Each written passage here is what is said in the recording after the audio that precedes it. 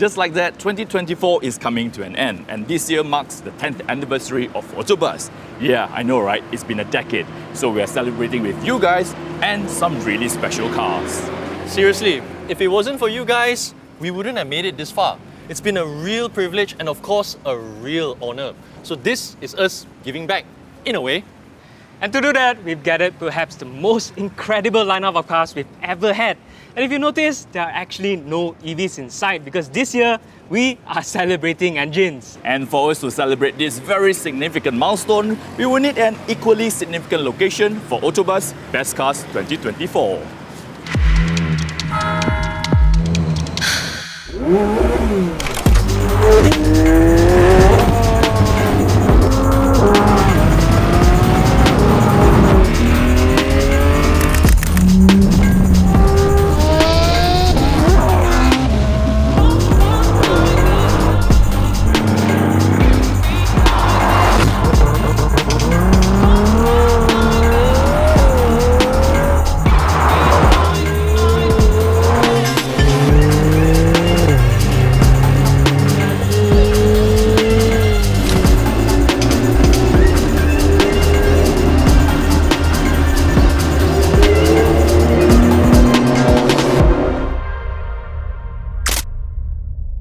It is arguably the most iconic location in Malaysia. The Sultan Abdul Samad building in Dataran Merdeka, like us, had withstood the test of time, making it the perfect backdrop not just to celebrate the cars, but also our significant milestone.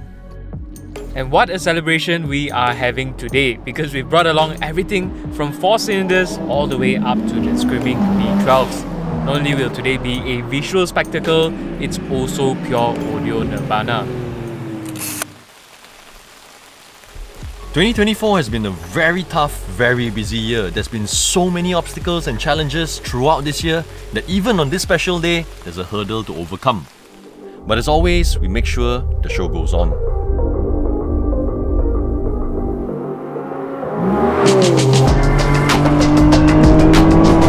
We start off with the outrageously looking 1000 horsepower Lamborghini Revuelto. Raging Bulls are known to be loud when it comes to the looks and also the sound.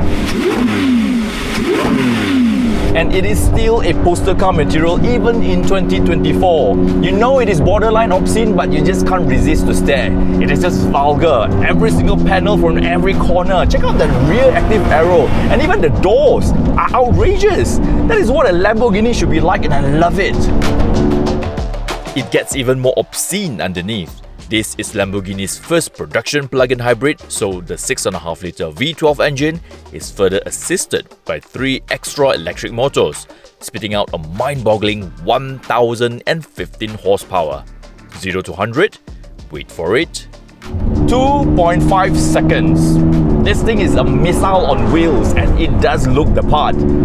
Is it affected by the electrification though? Well, it is kind of odd to see a Lamborghini drive past in total silence. But if anything, I would say it enhances the whole V12 experience in the Lamborghini. That immediate surge of power on demand is the dream. And paired with the soundtrack, it is quite an experience. Sing! Sing to the gods of V12! So, the McLaren 750S. Well, I think if you ask most people, they'll probably tell you that it's just another McLaren because, to be honest, it doesn't look all that different from the 720S, and really it also doesn't have the same kind of poster car appeal as the Lambo. But you know what? As soon as I went out on my first lap on this car on the Astoria circuit back when I was on the media drive for it, well, I knew straight away that this will be one of the picks for ABC this year. Well, the headline topic here is of course the extra 30 horsepower that the 4-litre twin-turbo V8 engine now makes, bringing the total up to 750 horsepower, which is also why it's called the 750S. But this car is so much more than just a simple power bump. It's a whole smorgasbord of small tweaks and improvements, like the lighter wheels that themselves already cut nearly 14 kilograms of weight, upgraded suspension system, and the new center exhaust, all with a single purpose of making the 750S the best driver car that you can buy. Everything on this car is really designed to put the driver and the driving experience at the center of attention and not some random guy standing by the roadside. So it might not be the flashiest or even the most impressive on paper, but that smile that it puts on your face every single time that you drive it, well, I'd say this is worth a lot more money. Just too bad it really is raining today, otherwise I'd really have the roof down so I can really just take in that V8 noise. The 911 is not just a car. To me, it means so much more. Partly because growing up, I was lucky enough to spend a lot of time in them because my dad had the 911 SC and the 993 C2. Fast forward to 2024, we have this, the 992 generation GT3 RS. It's basically a 911 that's been trained to be an Olympic sprinter. Everything about it, from the engine, design, aerodynamics, is there for one reason: to get the 911 around the track as fast as possible. It is a race car for the road. The GT3 RS to me is peak 911. It has a 4-litre engine that without any turbos is making more than 500 horsepower. 0 to 100, 3.2 seconds. And when you rev the engine up to 9,000 RPM, it's like the automotive gods have opened the gates, welcoming you to Nirvana. It's got a lot of tech, but I think the coolest has to be the rear wing. It's got a DRS system where it can automatically adjust the flap, or you can adjust it with a button on the steering wheel. How cool is that? And after so many decades and so many generations, I really like the fact that they still have the RPM meter right in the center, right in front of the driver. With everything changing and moving so fast, it's really nice to see some holding on to tradition. This here is one unique prancing horse. It is Maranello's first 4-door, 4-seater designed with comfort and practicality in mind. This has to be the most comfortable of all cars here today. I can do this all day long, just cruise around in total comfort, luxury and style.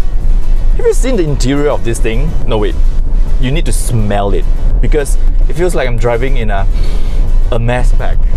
It smells of luxuriousness.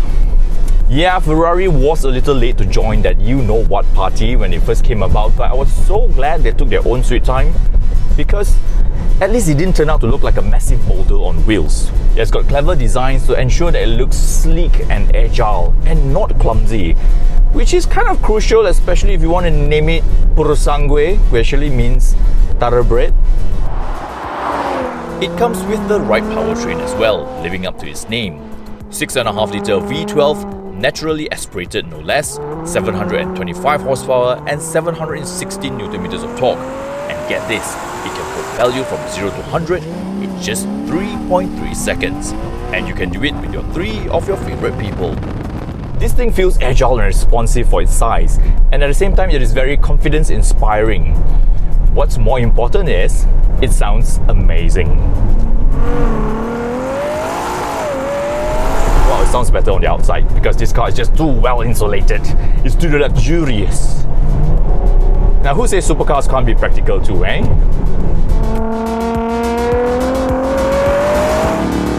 Mention Aston Martin and you'll likely think of James Bond. And when you think of James Bond, it's probably that iconic DB5 that comes to mind. Now this, the DB12, is the latest in that famous Aston Martin DB bloodline.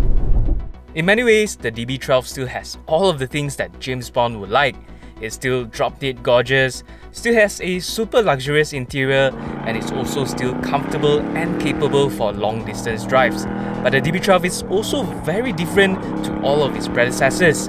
So much so that Aston Martin doesn't even call it a Grand Tourer anymore, but rather a Super Tourer. A lot of that is courtesy of the newly reworked 4-litre twin-turbo V8 engine in front of me that now makes 680 horsepower and 800 Nm of torque.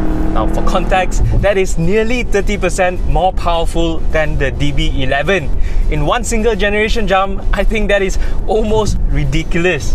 Aside from just power, I think this car is also a lot nicer to drive than before. You've got a new super sharp front end for you to turn it into the corners, and the amount of grip that you get, especially through all the faster sweeping corners, I tell you what, if you really want to, you can actually drive this car super fast. It might be a little bit, well, a lot more muted than some of the other cars that we have here today, but tell you what, it'll still pull away from the traffic light just as fast. Super tourer, I really do see where they're going with that, because this car really does drive as well as it looks. The Lotus Emira is a complete revamp of the Lotus that we know from before. It is one of the last sports cars of its generation because it is everything a modern sports car should be, but with the essence of Lotus. The Emira is bigger and heavier than Lotus cars from before, but it is still raw, fun and engaging, just as a Lotus should be. And check out how it sounds. You got the pops and bangs at the end. Subtle, not like the modern ones. In the older Lotus cars, you can't adjust the front seat at all. Now there's remote boot release, lots of space, Apple CarPlay and even a proper sound system. It's versatile too. You can have it with a Toyota V6 or an AMG engine. There's a manual transmission, automatic, there's even sports or comfort suspension. Before this, a Lotus was strictly for the weekends, for pure driving. But it's now so versatile. Years later, when we look back at cars that made real sounds, stirred the soul, that made you smile, I think the Lotus Emira will definitely be on the list.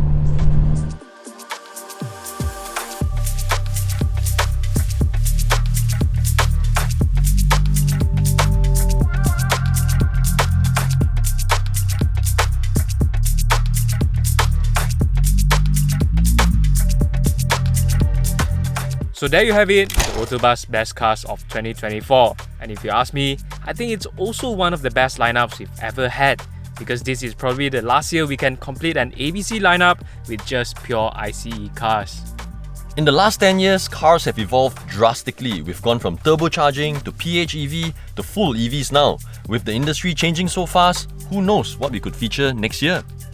The future might be very different with cars, but we are looking forward to it. Like the cars, we hope to continue progressing with the time. We would like to thank you guys, our supporters, viewers, readers, and not forgetting industry players who have supported us. We hope to make 2025 an even more exciting one for all of you.